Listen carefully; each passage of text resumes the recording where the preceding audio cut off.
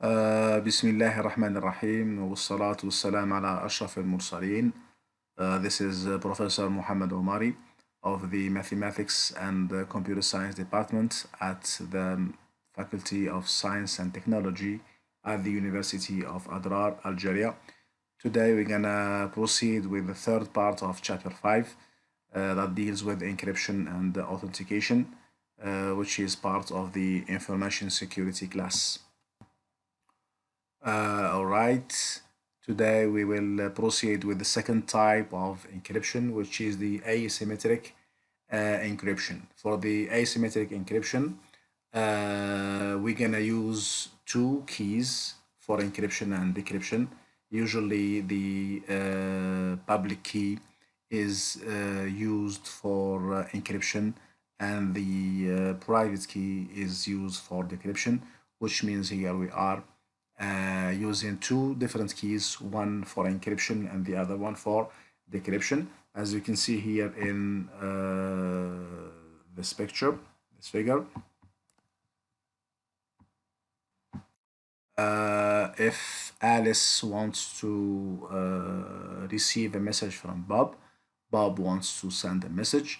So Bob will encrypt the message using Alice's public key. So this is Alice. Alice has two keys, one public, one private. The same thing for Bob. Bob has also two keys, two different keys, different than Alice. One for encryption and one for decryption. So Bob will use, if he wants to send a message to Alice, he will use the public key of Alice and encrypt the message. When the message arrives to Alice, Alice will do the reverse, will do the decryption, but not using the her public key. She'll use her private key in order to decrypt the message, and the message will be in a plain text format. So with this technique, as you can see here, keys are no more shared in the way that they were shared in the symmetric key encryption. Here, each user has his own private key and his own public key. The same thing for Alice, the second user. She has her own public key and her own private key. Now the sender always, if he wants to send a secure message, he has to use the other parts or the receiver's public key in order to encrypt a message. The only person who can decrypt the message, theoretically, is only the receivers, because the receivers has he's the only one who gets the private key. إذا بالنسبة للنوع الثاني للتشفير، المجموعة الثانية للتشفير هي مجموعة التشفير اللاتناظري أو اللاتماثلي، ويختلف هذا عن التشفير السابق الذي رأيناه الAES والDES وثلاثة DES. الاختلاف في أنه في التشفير اللاتناظري المفتاح السري والمفتاح المستخدم للتشفير يختلف عن الطريقة التي كنا نستخدمها في التماثلي. عندما كنا نستخدم التشفير التماثلي، كلا المرسل والمستقبل يستخدم نفس المفتاح، كلاهما يستخدم نفس المفتاح، نستخدمه للإنكريبشن للتشفير عند المرسل، وأيضا نستخدمه في عملية فك التشفير الديكريبشن عند المستقبل. أما في المجموعة الثانية، مجموعة التشفير اللاتماثلي، الفكرة تختلف. لا يوجد نظريا لا يوجد مفتاح مشترك بين المرسل والمستقبل. في العادة نستخدم مفتاحين لكل مستخدم، كل مستخدم له مفتاحين، واحد عام public والآخر خاص اللي هو private. إذن كما نلاحظ هنا في الصورة، لدينا بوب وآليس، وبوب يريد أن يرسل رسالة إلى آليس مشفرة. بوب سوف يشفر هذه الرسالة وهذا المساج باستخدام مفتاح خاص بآليس. آليس لها مفتاحان، مفتاح عام public ومفتاح خاص اللي هو المفتاح العام معروف لدى العامة، أي واحد يمكن أن يستخدمه، بما في ذلك المهاجمين، بما في ذلك الهاكرز. يعني المفتاح العام هذا public هو معروف وموجود في مكان معين عام يعرفه الجميع. فأي واحد يريد الرسالة إلى أليس يستخدم مفتاحها العام اللي هو معروف لدى الجميع. عندما يصل طبعا عندما النتيجة هي رسالة مشفرة نرسلها إلى أليس، وعندما تصل إلى أليس تقوم بعملية فك التشفير. من خصائص التشفير اللاتماثلي أو اللاتناظري هو أن عملية التشفير وفك التشفير لا تستخدمان نفس المفتاح، يستخدمان مفتاحان مختلفان. في عملية التشفير نستخدم مفتاح عام public، لكن في عملية فك التشفير هنا أليس لديها مفتاح خاص. هذا المفتاح الخاص هو الذي سوف نستخدمه لفك عملية التشفير، وهذا المفتاح الخاص لا يكون منشورا ولا يكون معروفا لدى الجميع بما في ذلك بوب، بما في ذلك المرسل. إذن الذي يعرف المفتاح الخاص هو فقط أليس. تستخدم هذا المفتاح الخاص لفك عملية التشفير لنحصل على المساج الأصلي أو النص الأصلي. One characteristic of the symmetric or the asymmetric encryption that we are using two keys. If one of them is used to encrypt the message, only the or the use of the second key can decrypt that message, and vice versa. If the second key is used to encrypt the message, only the first key can decrypt it. Usually, when we are we want to ensure confidentiality, which means if we want to send a secure message, we use the public key for encryption and the private key for decryption. If we want, as we can see later, if we want to sign a document to send a signature, here the owner will use the private key to encrypt, and the second party who wants to verify the message that it is signed by a certain person will decrypt the message using the private key. So just keep in mind that to ensure confidentiality, we encrypt using the public key and we decrypt using the private key. If we want to sign or to send the signature, we encrypt using the private key and we send using the, or we verify the signature using the public key. إذا إحدى خصائص التشفير اللاتماثلي هو أن المفتاحان يصلحان للتشفير ولفك التشفير. بمعنى إذا استخدمنا المفتاح A للتشفير اللي هو مثلا المفتاح العام، يكون لا يكون بوسعنا لفك التشفير إلا باستخدام المفتاح الخاص اللي هو كي بي. نفس الشيء إذا استخدمنا كي بي المفتاح الخاص لعملية التشفير لا نكون بمقدورنا بفك التشفير إلا باستخدام المفتاح الآخر اللي هو كي اللي هو المفتاح مثلا العام لفك التشفير. إذا استخدمنا أحدهما للتشفير الثاني يكون لفك التشفير والعكس صحيح. الآن لماذا عندنا هذه الأولى؟ لماذا هذه الخاصية مهمة؟ لأنه في عندنا شيئان مهمين اللذان هما السرية الكونفيدنشاليتي والإمضاء اللي هو السيجنتشر. إذا أردنا ضمان السرية نريد أن نضمن أنه كما رأينا في المثال السابق نريد أن نرسل رسالة مشفرة.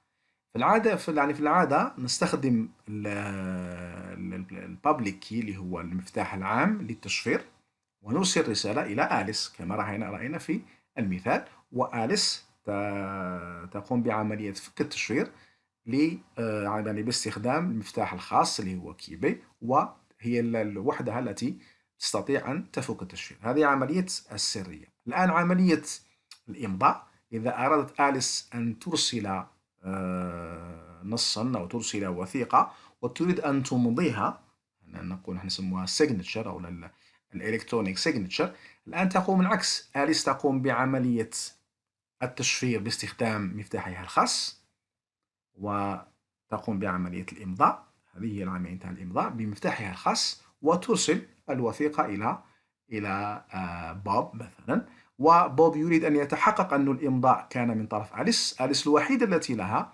المفتاح الخاص، فيقوم بوب فك التشفير طبعا بالمفتاح العام اللي هو لدى الجميع، يعني أي واحد يمكن أنه يتحقق من عملية الإمضاء ويقوم بفك التشفير ويتحقق أنه الرسالة الموصلة هي رسالة كانت تم إمضاؤها من طرف أليس. إذا encryption decryption public key private key. إذا كان شفرنا بالعام وفكنا التشفير بالخاص هذا لضمان السرية، وإذا شفرنا بالخاص وفكينا التشفير بالعام هذا للتحقق من الإمضاء الإلكتروني. Now let's talk about the general properties that we have in asymmetric algorithms. The asymmetric algorithms use what we call one-way functions, which mean that we go one way in an easy manner, but it is really complex to go in the other way. For instance, if you multiply two numbers, 45 by 235, you can get easily 10,575. The multiplication is an easy way. That's an easy function. That's a one-way function. This is simple enough. But if you are simply given that number, if I give you 10,575 and I'll ask you to find the two numbers that are multiplied to get this number, this task is not as easy as the first task, which is the multiplication. We call this process the process of factorization. We factor out the number into two numbers, especially if they are prime. Now assume that each multiplier here, assume that each one of them is 200 digits. They are long or they are long enough in order to make things hard. So multiplying 200 digits by 200 digits will give us a number with 400 digits long, and the multiplication is an easy way. That's very easy, that's very fine.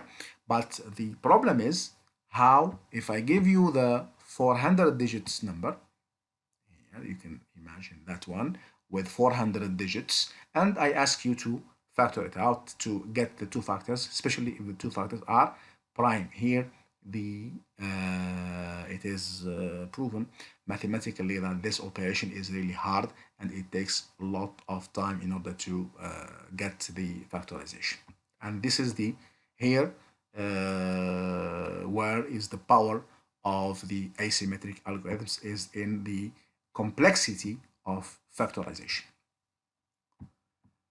إذا من خصائص الخوارزميات هذه اللاتناظرية التي فيها تشفير لا تناظري هي أنها دوال باتجاه واحد أو اتجاه واحد سهل، بمعنى أنه نستخدم دالة أين يكون حسابها سهلا في اتجاه، لكن إذا أردنا عكس هذه الدالة يكون العملية تكون صعبة جدا. مثال، نأخذ مثال اللي هو مثال ضرب عددين طبيعيين، فيكون الناتج في المثال هنا 45 في 235، الناتج هو 10,575. العملية سهلة، لكن العكس عكسها عملية صعبة أو تكون أصعب على الأقل. هو إذا أعطينا الرقم 10,575 وطلبنا من المستخدمين أو طلبنا من الناس أنه يعطونا هذا ما هما الرقمان اللذان استخدمناهما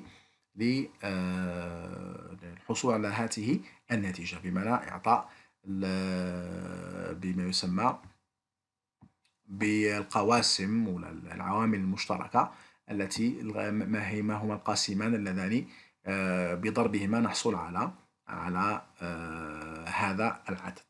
الآن تخيل، طبعا العملية هنا بسيطة، نتخيل أنه العددان المستخدمان كان عددان بطول 200 ديجيت، 200 مكان، 200 رقم كلاهما، عند ضربهما هذا بطول 200 رقم وهذا بطول 200 رقم، إذا الناتج يكون عدد بطول 400 رقم. وإذا كان هذا الرقمان كان أوليان إذا فهما الوحيدان اللي يعطينا هذا الرقم بطول 400 ديجيت. الآن لكم أن تتخيلوا أنه عملية الفاكتورايزيشن اللي هي عملية إخراج عوامل مشتركة أو عملية إخراج القواسم الذين هما ضربهما يعطينا هذا الناتج، طبعا بطول 400 رقم. العملية يعني مثبتة أنه العملية ليست سهلة، عملية صعبة جدا وتأخذ ربما سنوات من أجل فك أو من أجل إخراج العوامل المشتركة. إذا قوة الخوارزميات أو بعض الخوارزميات اللاتنظرية تعتمد على صعوبة الإخراج عن المشترك أو صعوبة إيجاد القواسم لأعداد بطول معقول اللي هو 200 إلى 400 ديجيت.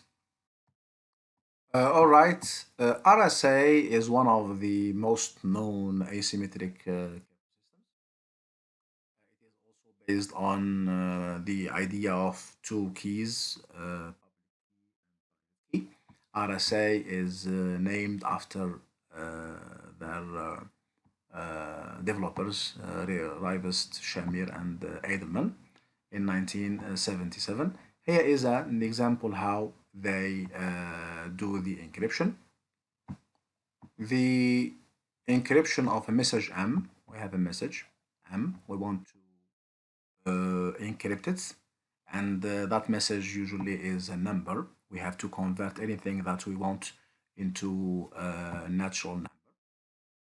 Now we have a public key and we have a private key. Two numbers, E and D, and a number N, that is the calculation, or it is the multiplication of two big digit or long digit numbers. Now the idea is that N is really long, so the factorization is really hard. So the public key is E and N, and the private key is D and N.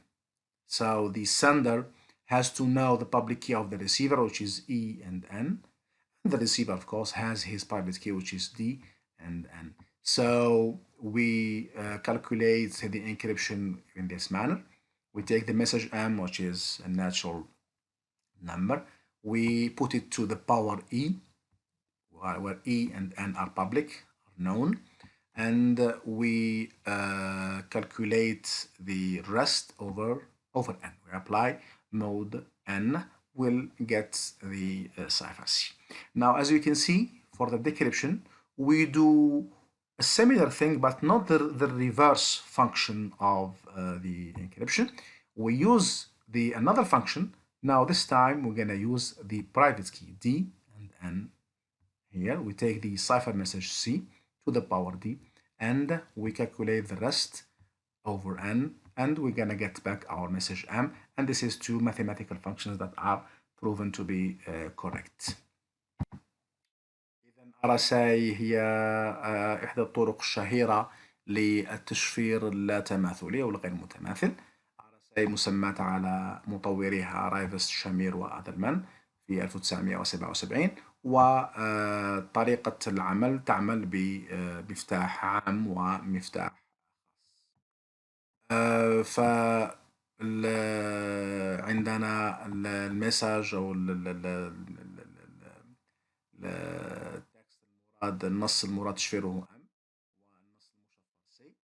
عندنا المفتاحين، مفتاح عام ومفتاح خاص E، و D و N. E و N هي الزوج الخاص بالمفتاح العام، و D و N هو الزوج الخاص بالمفتاح الخاص، ويكون N عبارة عن ضرب عددين كبيرين جدا يصعب تفكيكهما وتفكيك هذا العدد إلى جداء هذين العددين في وقت مقبول لدى الإنسان.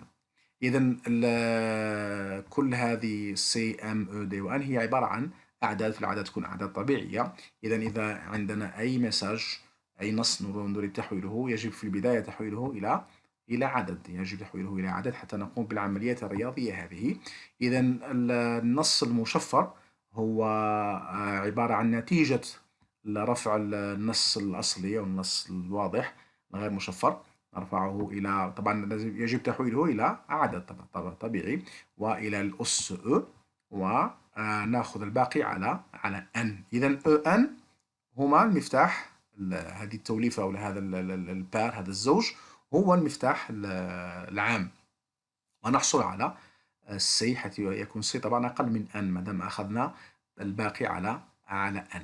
الآن العملية فك التشفير كما نلاحظ لا نستخدم نفس المفتاح، نستخدم مفتاح آخر اللي هو المفتاح الخاص اللي هو D و N. D و N هي هذه التوليفة، أو هذا الزوج هو المفتاح الخاص، ونقوم برفع النص المشفر إلى الأس دي، ونأخذ الباقي على N، وسوف نحصل على نفس المساج ونفس النتيجة اللي هي M، ونكون بذلك قد حققنا مبدأ التشفير بمفتاح عام EN وفك التشفير بمفتاح خاص اللي هو D و N. So here is a real example. The public key is N equals to 3233 and E is equal to 17. So let's say we have a message M that we're gonna use. And this M, we want to convert it into a ciphertext. So M to the power 17.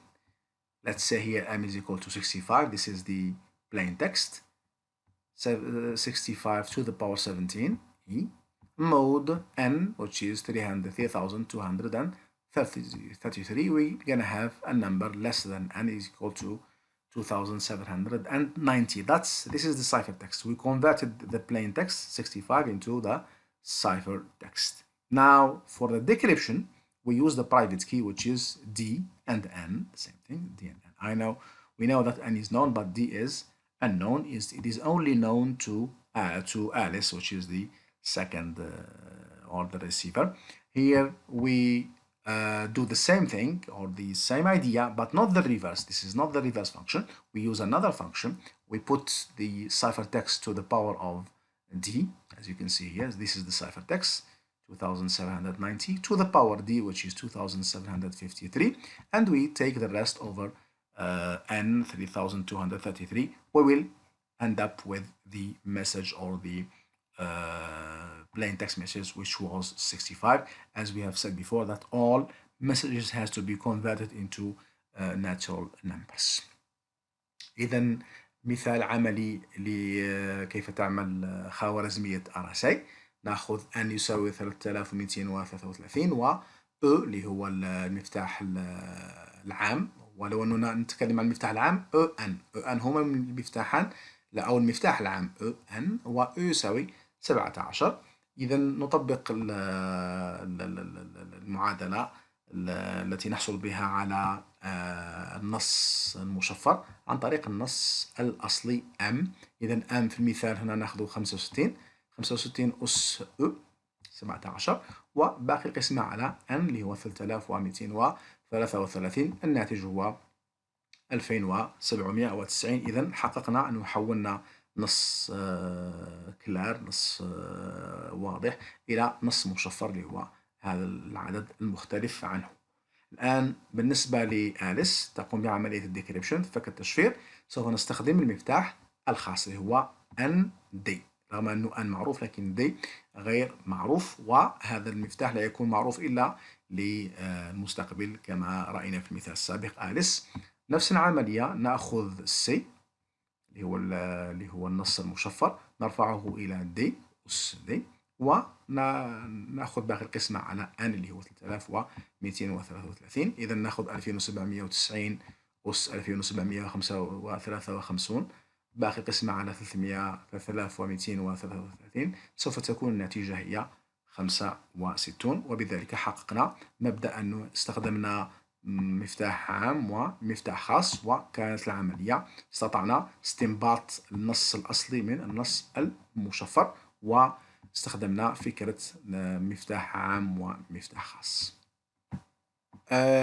Here we want to point out that the asymmetric encryption sometimes it is regarded as inefficient. Why? Because we are using those costly operations, the power and to the power D, and the mode operation, and those operations are a little bit costly, which means they take more time than symmetric encryption. Maybe the symmetric encryption functions maybe or is as fast as 100 times compared to, or maybe 1,000 times compared to the asymmetric encryption. So we have to sometimes to find other ways how to do the calculations in order to make the asymmetric encryption more efficient.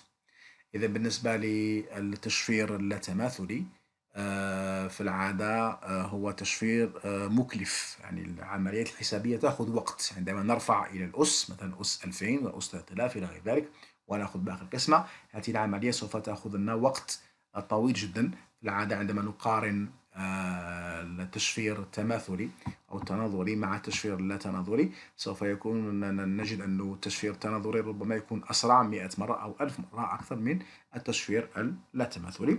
إذا مطورو التشفير اللا تماثلي يجب أن يجدوا طرق أخرى لعملية الحساب غير الطرق التقليدية اللي هي الرفع إلى الأس إلى غير ذلك. Alright, the encryption key size is also an important thing in encryption, which means that if we have a long key size, that might make the technique more secure. Now, one problem with the key size, if we put them too long, this might reduce the efficiency of the algorithm, whether it is symmetric or asymmetric techniques. You can see that sometimes the technique use 128 bit, then they jump to 256 bit, then they jump to 512 bits, and so forth. This idea, or the increasing of the size of the key size, will increase somehow the security of the technique, because the number of the guesses or the brute force will be or will take more time. إذا بالنسبة لطول المفتاح، مفتاح التشفير هو عامل مهم جدا في أمن أي تقنية سواء كانت تناظرية أو لا تناظرية. كما نلاحظ أنه بعض التقنيات تستخدم مفاتيح بطول 128 بت، ثم 256 بت، ثم 512 بت، وهكذا. لأنه عندما نرفع من طول المفتاح يصبح عملية التخمين لكسر هذه الطريقة يصبح يعني صعب وصعب جدا. إذا كلما كان طول المفتاح أكبر كلما كانت الطريقة أكثر أمانا نظريا هذا. لكن بالمقابل كلما كان المفتاح طويل كلما كانت فعالية التقنيات تنقص، بمعنى أنه العملية الحسابية تصبح أطول. بعدما كنا نتعامل مع مفتاح صغير سواء رفعناه لأس ولا طبقنا معه دالة XOR إلى غير ذلك، كلما كان المفتاح طويل كلما كانت عملية التشفير تأخذ وقت أطول، وبالتالي هذا سوف يؤثر على فعالية هذه التقنية. إذن عندنا جهتين، عندنا الأمان وعندنا الفعالية.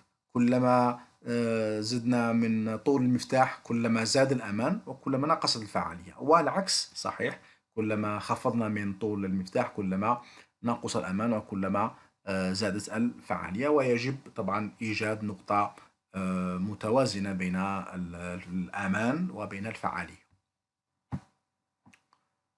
Alright, now once we have established our security mechanisms or our encryption techniques, we move to something else, to reality, to infrastructures that guarantee or validate certain things, such as the public keys, the ownership of the public keys, and so forth. That's why we needed to create what we call the public key infrastructure. The public key infrastructure is a component, it's an institution that guarantees something. Sometimes, as we're going to see later, it is used to verify or sign certificates to be to some parties in order to perform encryption, signature, and so forth.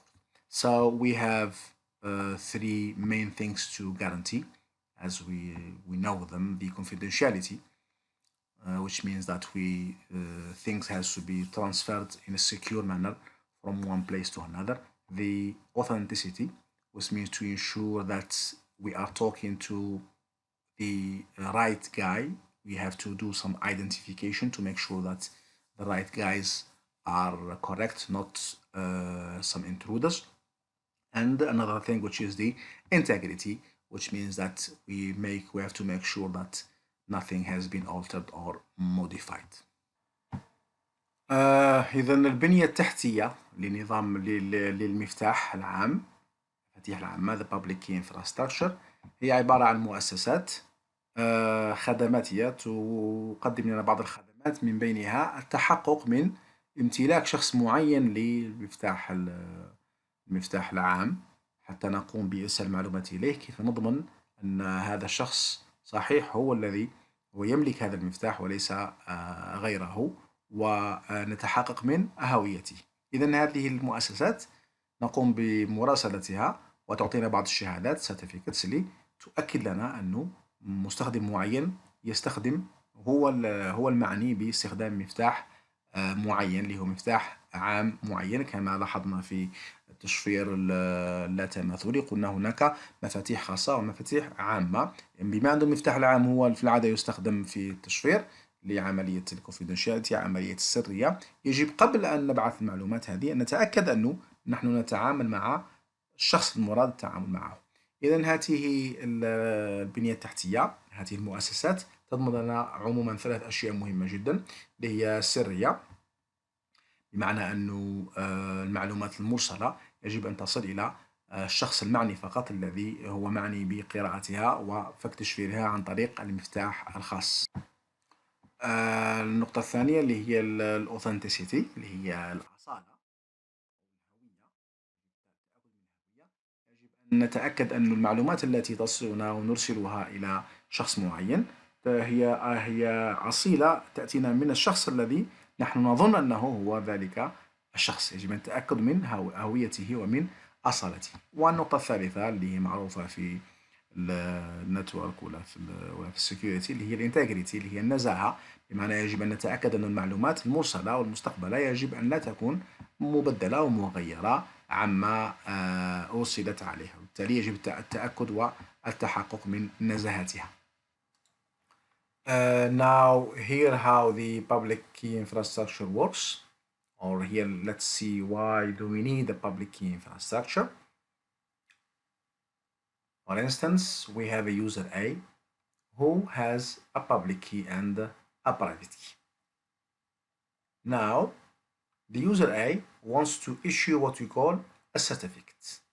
He needs a certificate, somebody to certify that he owns that public key. Now he sends his application to what we call an office called a registration authority. This office has the contract or the association of that public key with this user. Now the registration authority send the request to the certification authority, and this authority will issue a certificate. This is a signed document, signed usually by the private key of that certification authority, and it gives the certificate to the user. Now the user has the public key and has the certificate. If he wants to sign a contract, as we have seen before, the signature, if you want to sign something, the signature will be done using the private key, and the other companies or the other parties who wants to verify the signature will use the public key of the user. Now the user will send a document, and that document is signed by the private key. When it arrives to the shop, let's say here an enterprise or a company that wants to make a contract with that user, the document is signed by his private key. Now the company will decrypt the nonce or the text using the public key of that user, and will verify that everything is all right. Now the company, after the decryption or before decryption, needs to make sure that this public key belongs to this user. How we make sure that this public key belongs to that user? The decryption is fine, the verification is fine, but one problem, problem of authenticity, how to make sure that this key belongs to this guy. Now the company will send certificate to a validation authority that has a link, of course, with the certification authority. It will ask her, that validation authority, does this user A owns this public key?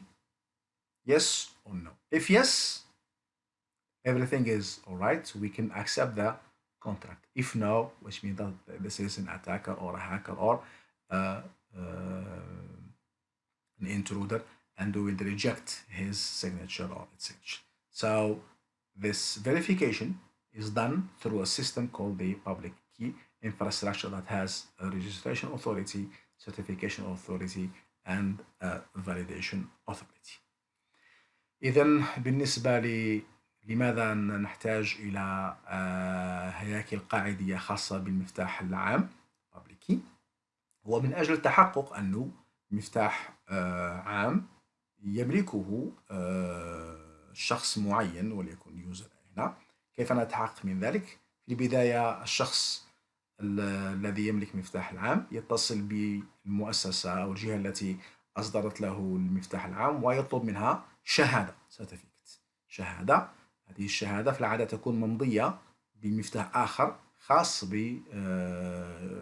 بمؤسسة أخرى تسمى ب certification authority، اللي هي الجهة التي المخولة بالسلطة المخولة بإصدار الشهادات، وتصدر هذه الشهادة ممضية من طرفها هي وتعطيها للمستخدم. إذا هذه الشهادة أصبح المستخدم له مفتاح، ولكي يقنع الآخرين بأن المفتاح هذا له يجب أن تكون له شهادة من جهة أخرى، جهة معروفة VeriSign. هناك بعض الجهات معروفة تعمل كبابليك كي انفراستراكشر.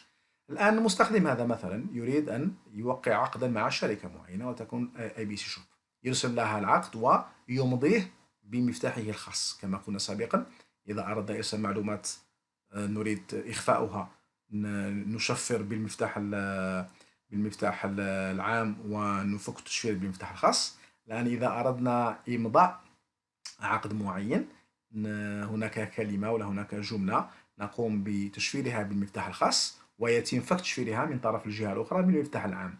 إذن هذه الشركة عندما يصلها العقد وممضى معناها مشفر في أسفله بالمفتاح الخاص للمستخدم، هذا لا يهمنا، نحن نفك التشفير ونتحقق من أنه المعلومات بعد عملية فك التشفير تكون معلومات مطابقة. احنا يمكننا فك التشفير كمؤسسة، هذه يمكنها فك التشفير بالمفتاح العام، ما فيش مشكل.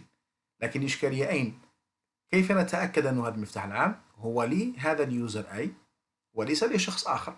بمعنى يمكن أنه يجينا يوزر بي يبعث لنا منتحلا صفة يوزر أي ويبعث لنا المفتاحه العام ويمضيه بطبعا مفتاحه هو الخاص، ولكن باسم هذا اليوزر أي، يعني ينتحلنا صفة هذا اليوزر أي. إذا لنفي صفة الانتحال، لنتأكد أنه هذا المفتاح يتبع لليوزر أي وليس ليوزر بي وشخص آخر، نقوم بأخذ هذه السيرتيفيكات. لهذا نطلب من اليوزر أي، نقول أعطينا شهادة لأنك تملك هذا المفتاح.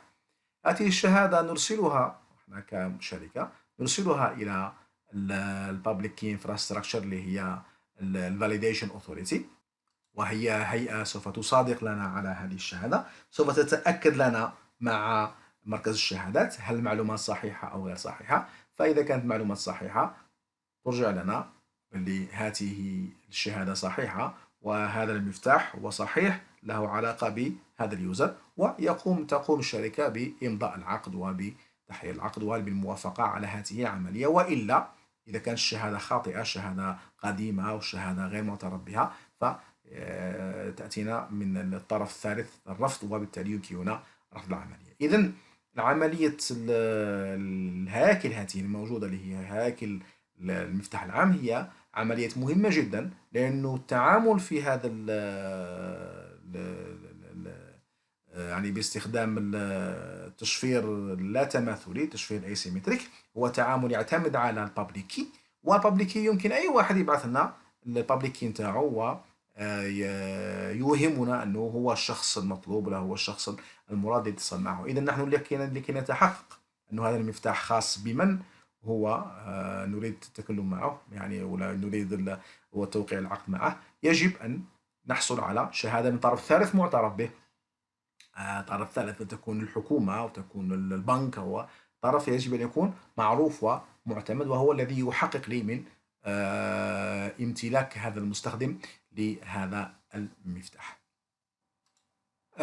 Now let's ask a question about symmetric encryption and asymmetric encryption. Which one of them is better? Usually, for good use, we use both of them, the symmetric key and the asymmetric encryption, the symmetric encryption and the asymmetric encryption. So modern algorithms use what you call a session key, a symmetric key between two parties, Alice and Bob. So they generate a session key, which is a symmetric key, to use asymmetric cryptography, but send it using a public key or a private key or an asymmetric encryption, which means here we have two encryptions or two cryptographies we're going to use. One of them is to exchange the keys using the public key and private key, and the other one is to exchange data using the session key. So the public key and the private key, or the asymmetric encryption, is used only to exchange the session key. Once the session key is securely exchanged between the two parties, now the two parties can do the symmetric encryption using that session key. Next time, we will generate a new session key and send it using the same public key and private key between the sender and the receiver and so forth. إذن فيما يخص عملية التشفير، السؤال أيهما أحسن، التناظرية أو اللاتناظرية أو اللاتماثلية، ووجدوا أنه في الخوارزميات الحديثة نستخدم كلا التشفيرين، التماثلي واللاتماثلي. بالنسبة لتشفير المعطيات نستخدم التماثلي اللي هي Symmetric Cryptography باستخدام مفتاح لمرحلة معينة فقط، سيشن كي يعني مؤقتا نستخدمه لمرحلة معينة. عندما ننتهي في المرة القادمة نستخدم مفتاح آخر، نغير المفتاح، هذا من أجل الدواعي الأمنية، من أجل رفع عملية الأمن الخاصة بنقل المعطيات. إذا المعطيات تشفر بمفاتيح تماثلية. الآن لنقل هذه المفاتيح، لأنه كل مرة عندنا مفتاح جديد، كيف ننقله ما بين المستخدم أليس والمستخدم بوب؟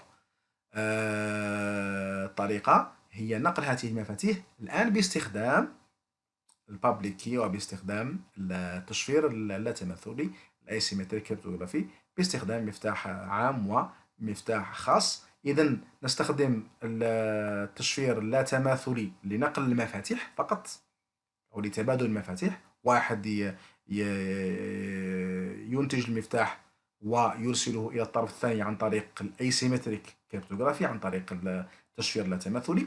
بعدما نتبادل المفاتيح ما بين المرسل والمستقبل بطريقة آمنة باستخدام البابليكي، باستخدام التشفير اللاتماثلي أو اللاتناظري.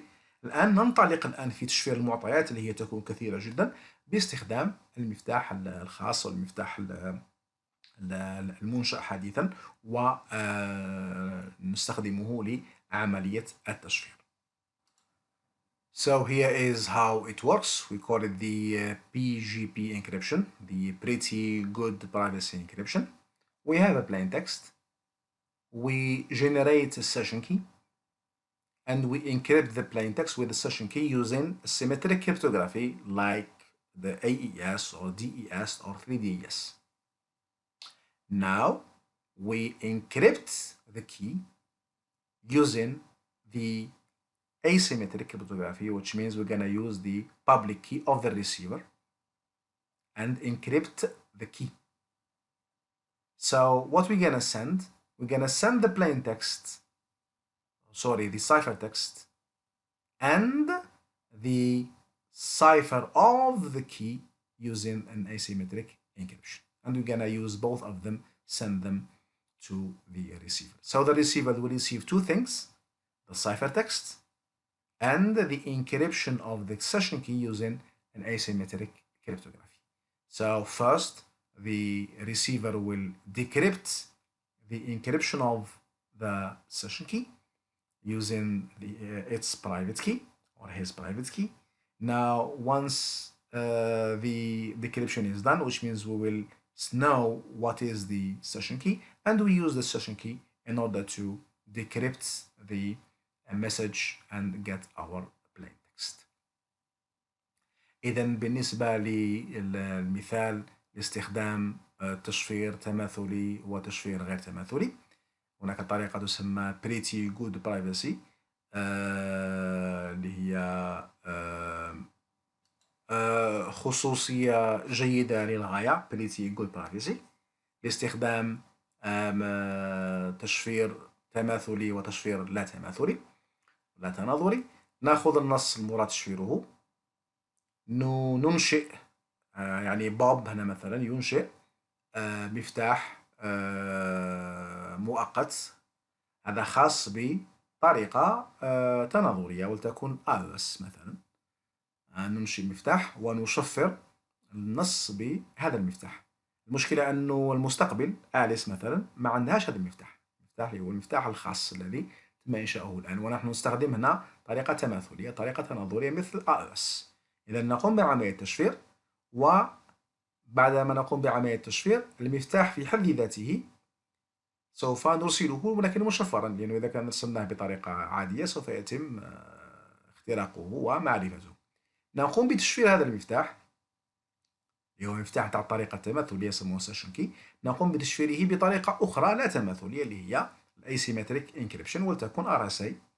إذا نستخدم هذا آليس اللي راه يبعث، هذا بوب اللي راه يبعث، نستخدم مفتاح آليس اللي هي المستقبلة، نستخدم مفتاحها العام ونطبق طريقة لا تماثلية اللي هي لا تناظرية مثل ارسال، ونشفر المفتاح باستخدام ارسال باستخدام المفتاح العام لآليس، ونرسل كلا تشفيرين إلى آليس، تشفير النص بالمفتاح المؤقت وتشفير المفتاح بالمفتاح العام لآليس ونرسله إلى آليس. عندما تصل هذا الباكج يصل إلى آليس، هي تعرف أنه فيه تشفيرين، التشفير الأول والثاني، تأخذ التشفير الثاني وتدري أن التشفير الثاني هو الذي فيه المفتاح الخاص، المفتاح عفوا المفتاح المؤقت اللي هو المفتاح نتاع الطريقة أو الخوارزمية التماثلية بس، تقوم بفك تشفيره عن طريق مفتاحها الخاص اللي هو مفتاح يتبع للطريقة اللا تماثلية. تستخدم مفتاحها الخاص لاستنباط المفتاح الذي تم إنشاؤه عند المرسل اللي هو بوب. بعدما تستنبط المفتاح المؤقت الخاص بالطريقة التماثلية الطريقة التناظرية اللي هي AES، تستخدم ذلك المفتاح لفك التشفير من الطرد الثاني، فك التشفير عن النص الأصلي لاستخراج النص الأصلي. إذا في العملية كلها استخدمنا تشفيرين، تشفير تماثلي باستخدام مفتاح منشأ حديثا من طرف المرسل، وفي العادة يكون معطيات كثيرة جدا، نستخدم طريقة تماثلية لأنه طريقة تماثلية وتناظرية أكثر فعالية وأسرع فنستخدمها. ثم بعد ذلك يجب علينا إرسال المفتاح، لكن المفتاح هذا يجب إخفاؤه عن المهاجمين، وهذا المفتاح لأنه المستقبل لا يعرف هذا المفتاح ويجب إعطائه هذا المفتاح لأنه نستخدم طريقة تماثلية. إذا في الحالة هذه هذا المفتاح هو في حد ذاته يتم تشفيره بطريقة لا تماثلية باستخدام المفتاح العام للمستقبل ويتم إرساله. والعملية العكسية بفك التشفير مرتين، مرة فك التشفير عن المفتاح باستخدام طريقة لا تماثلية، ومرة بفك التشفير عن النص الأصلي بالطريقة التماثلية واستنباط النص الأصلي، ولهذا سميت هذه الطريقة بطريقة PGP أو Pretty Good Privacy. Alright, here is a video that talks about password and hash functions, how we're gonna secure our password using the hash functions. You might have found out that there is a website that checks if your online accounts have been compromised by hackers. So you enter in your email address and oh no, you have been pwned. Hackers now know the passwords that you used on all these services. But do they really know your password? Well, as it turns out, that might not actually be the case. And to understand why, let's take a look at what options companies have to protect your passwords and safely store them so that even when hackers get access to their systems, your password stays safe. There are 3 ways a company can store your password. They can store it in plain text, use encryption on it, or use what's called a hash function. Let's go quickly over each one of these, and let's start with the most basic one, plain text. This is obviously the most dangerous way of storing passwords. If hackers breach the company's database, they get to see all the passwords of the users. And since a lot of people have the bad habit of using the same password for multiple accounts, it's likely that one compromised password could lead to more compromised accounts. Now, you might think that companies aren't silly and that none of them store our passwords in plain text. However, you would be very wrong in thinking that. Past breaches have showed us that top companies with millions of users weren't adequately protecting passwords. A possible alternative to plain text storage is encryption. You take the password of the user and, before you store them, encrypt them with an encryption key. This would prevent hackers from obtaining the real password of users, but it's still quite risky. Underneath the encryption layer is still a plain text password, and so if an attacker manages to steal the encryption key as well, he can unlock all the passwords. The problem with encryption is that it is designed to work in 2 ways. You can encrypt the user's password to keep it safe, but you can also decrypt it to reveal the password again. Encryption is very practical when you want to share data in a secure way, but not great if you want to prevent hackers from breaching your password. And that brings us to the 3rd technique of storing passwords, and that's by using a hash function. How does that work? Well, a hash function takes an input that could be a piece of text like your password, or it could be a file, and it turns that into a string of text that always has the same length.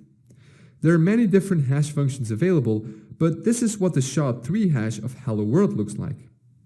Hash functions are very different from encryption because they only work in one way. You can calculate the hash of a password, take a hash and turn it back into the original data. And that is an interesting property to have. By using hashes, companies can verify that you're logging in with the correct password without having to store your actual password.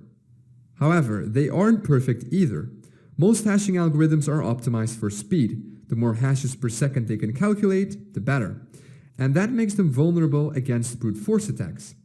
By simply calculating every hash of every possible password, an attacker can reverse the hash function. A modern GPU can do this with the speed of 292 million hashes per second, so it's only a matter of time before a hashed password is cracked using this technique. And if that's not fast enough, hackers can also use rainbow tables to further accelerate the process. These are lists of pre-computed hashes that can be used to quickly find weak and commonly used passwords. The speed of a hash function is a positive thing in certain areas. However, when it comes to storing passwords, you don't want this property. And then there is a second problem, and that happens when users share the same password. If both Alice and Bob have the password QWERTY, the hashes of their passwords will be identical. So when a hacker cracks the hash of this password, he also knows the other. Now, you might think that's not a big deal because it's very unlikely that different people will use the same password. Well, think again. The password QWERTY has been found more than 3 million times in data breaches. To make matters even worse, here's the top 10 most used passwords in 2017. Not the strongest of passwords. To defend against these types of attacks, we can add what's called a salt to the password before we hash it. The salt is just some random data, but it ensures that the hash of your password will always be unique, even if others use the same password. So if Bob and Alice both use the password QWERTY, their hashes will be completely different. So if an attacker cracks Bob's password, he can't link that password to Alice, and he has to start his cracking attempts all over again. This technique prevents hackers from cracking a bunch of passwords in one go. It makes a brute force attack slower, but still very much possible. So to solve this, we have to take a look at another technique, which is using a special hash function, which is deliberately being slowed down. Example of these are bcrypt, scrypt, or argon2, and they completely neutralize brute force attacks. These algorithms take a password as input along with a salt and a cost. This last one is very interesting. The cost defines the number of rounds the algorithm goes through, and this effectively slows it down. Now, over time, our computers become faster, and so brute force attacks against these algorithms becomes easier. And that's because they can simply try more combinations in a shorter time span. All we have to do to counter this is increase the cost parameter so the algorithm remains resistant against these types of attacks. Pretty genius. So those are the three options that a company has to store and protect your passwords. But why settle for just one method if we can use multiple? You can't be greedy enough when it comes to security. This multi-layer protection is used by Dropbox, for instance. They take your password and start by running it through a simple hash function without a salt. This is their first line of defense. They then take the hash and run it through the bcrypt algorithm with a salt and a cost of 10. This prevents brute force attacks. And finally, the resulting hash is encrypted with the Advanced Encryption Standard, or AES for short.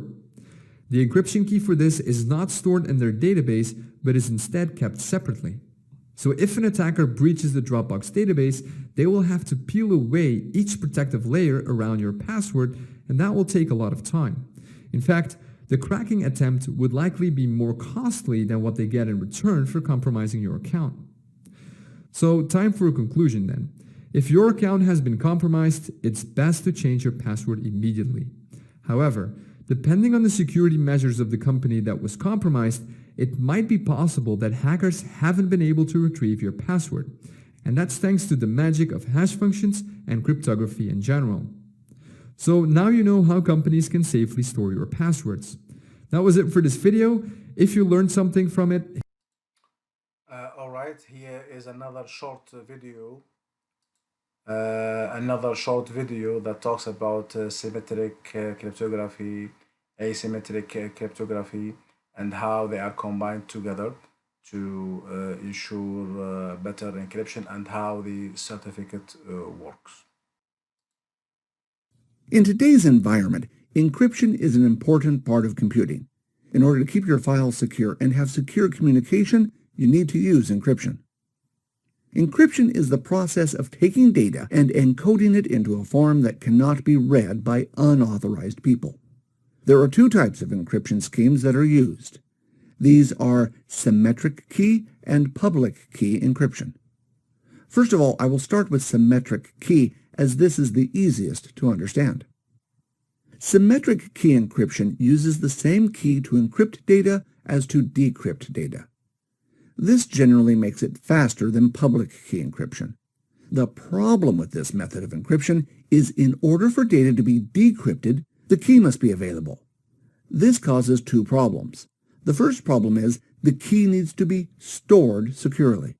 If an attacker were to gain access to this key, they could decrypt any data that key was used to encrypt. It is common for symmetric keys to be stored in a safe place and only accessed when required.